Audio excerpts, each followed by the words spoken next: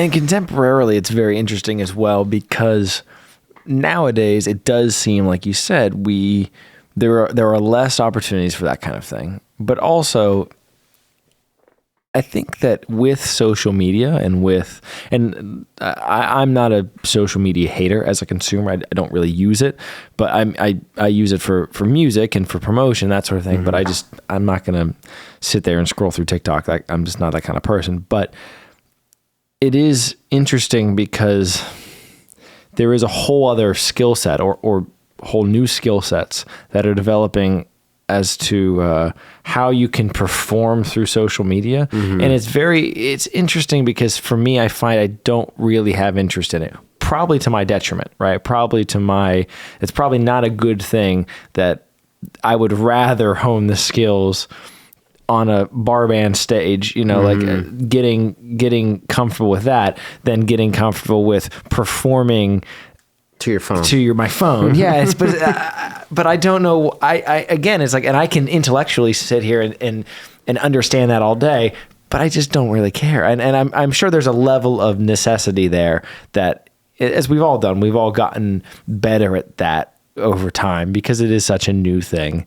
But I don't love that the same way that I love getting on stage and performing at a shitty dive bar. I do, however, feel that there is a new generation of people coming up for whom that's just what performing is. Performing is, and I think it's only going to, I want to say worse, but it's only going to be exacerbated as time goes on, right? It's only going to be more of what being a performer is. Well, you stick a phone in front of you and you do. And it's interesting because it's even just the idea of compositions, right? If you're composing for a live performance, right? We kind of know the world we know the sandbox you're playing in. Whereas if you're performing or composing for a 30-second, Instagram reel, then you just need 30 seconds of music. There doesn't need to be anything on either end of that, right. So it's like even on the sort of fundamental level of conception, these things are different. Like for you, as time has gone on and social media has kind of gotten more involved in all of our lives, what is your relationship with it currently, and how has it changed as time has gone on? It's a love-hate relationship. That's a loaded question. Yeah, no, it's a love-hate relationship. I mean, yesterday I was swearing at Mark Zuckerberg for 30 minutes. I said, I fucking hate Facebook, over and over and over again. Because it was some login issue, and it is okay. So I think I made a kind of a post the other day about the quest. Like it's tough being a musician because to continue to be successful and grow your audience while at the same time being successful at. Like for me, I want more inner peace. I want to be less agitated. I want to be more patient. Yeah, social media certainly does not help with that. Exactly. I want to have less anxiety. I want to. So like all of the things that I know will help, or that I need to work on to be the best version of myself. And to be the most healthiest person I can be mentally, physically, emotionally. All those things are at odds to the demands of social media and keeping up with that algorithm, staying in good graces with the algorithm.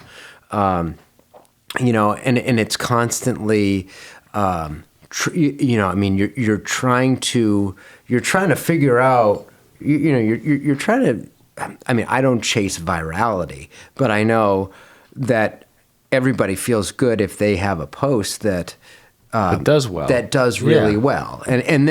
But then you're like, okay, you're always chasing the dragon. Yeah, you're always chasing the dragon. Exactly. And there's never enough. Like, you could get a million views, that feels good, until the next day and your next post is like 100, and it's like, oh, I suck. Like this was a total fluke. And it's not like specifically creative work, because there's always like kind of a sales pitch involved. I think, I mean, I gotta say, I think what TikTok, I mean, you know, I think TikTok, where it is, you know, like the content, I think that is really magnetic, is the stuff that is completely unrehearsed. It is really off the cuff. It's like not edited clearly at all. It just, and no, I agree. and I it think is- that's it- the most captivating. right. Yeah. And like that is kind of the antithesis of like Instagram, where it's more airbrushed, where you're kind of putting a facade out, where it's constantly, you know, sales pitchy. Yeah. You know, not really connected to reality, but the reality, you know, or there's the perception that you're trying to push out to the world. You know, that said, what I do is, I mean, I'm a creature of routine. You know, I wake up generally at the same time. You know, take a long walk with my dog. I practice gratitude. I speak out loud the thing, like 5 to 10 things I'm grateful for. Then I say, where am I winning in life? Like, what did I do yesterday, basically, that pushes me forward to be a better person?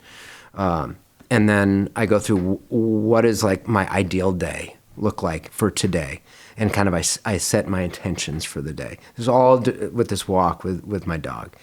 And then the fifth thing is, what will I let go of today? And then that equips me. Then I go back and I make an espresso, and I go and I do maybe about an hour of work, and usually I will allow half an hour for content, and then it's time for breakfast at 10, and I'm on social. If I'm following the rule that I'm trying to set for myself, I really don't worry about content for the rest of the day. However, a lot of people message you through the app, and the thing is, you open the damn thing up, and it sucks you in. And it's so time. I mean, so for me, there was a stint in my life where I was exclusively doing lessons. Like I just kind of went all in on doing music lessons, and so I was constantly doing content, and I was constantly putting out content on Instagram and on YouTube, and you know, you look at a 5-minute video that you've put up, and somebody sees that and they think that equals 5 minutes of work, but it's also time. It's so time consuming. I mean, obviously something like this is on a whole other scale, because, you know, there's so much involved with this kind of thing, where not just editing the thing and then, but the promotion through different social media. But like something like a podcast, I think is more, it's a little bit more understandable. Someone sees that and can kind of understand, okay, I get the level of work involved to get something out there like that. But even if you're just looking at, you know, 5 minute, 1 minute, you know, guitar lesson videos, it just eats away all your darn time. It's and it's one of those things where I think until you experience that and you really try to go deep into the weeds, you kind of take it for granted, and then you're in it and you're like, this sucks. Yeah. where did the last 2 hours of my life go? Right. And so having those, you're not really creating. Oh, yeah, no, not at all. You know, yeah. it's that said, I like to, so say if I'm working on, like this morning, I was working on playing that old Scott Joplin song, The Entertainer.